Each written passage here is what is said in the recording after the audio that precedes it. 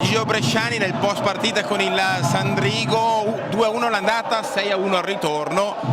Se il Sandrigo ha un rendimento standard, l'Amatore è cresciuto molto.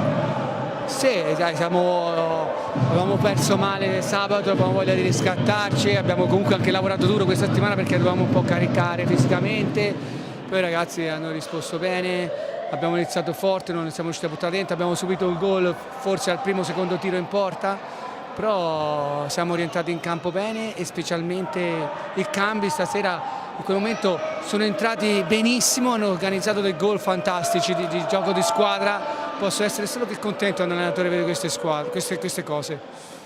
Allora, questa è la 100ª vittoria di Gigio Bresciani sulla panchina della squadra di Lodi Amatori. Non lo sapevo. Non lo sapevo. Non lo sapevo. Ecco, no, questo cosa vuol dire però? Non lo so, per vedere quante sconfitte ho fatto, quello non conto. No, però diciamo che hai trovato la tua dimensione qui a Lodi. No, ma sto da Dio qua a Lodi, si sta bene.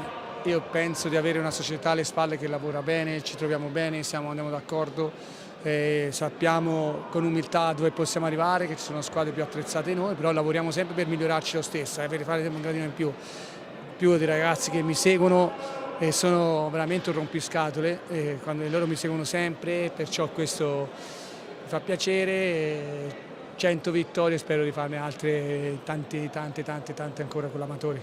Nel frattempo Gigio diventa sempre più duro raggiungere il terzo posto, anche perché lì davanti corrono tutti.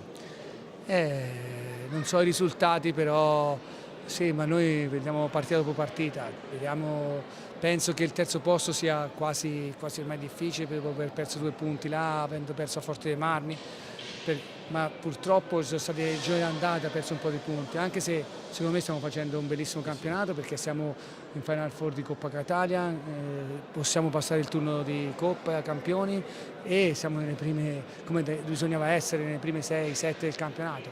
Noi giochiamo partita per partita, poi vediamo alla fine se siamo quinti, quarti, terzi, vediamo, noi cerchiamo di portarla a casa tutti.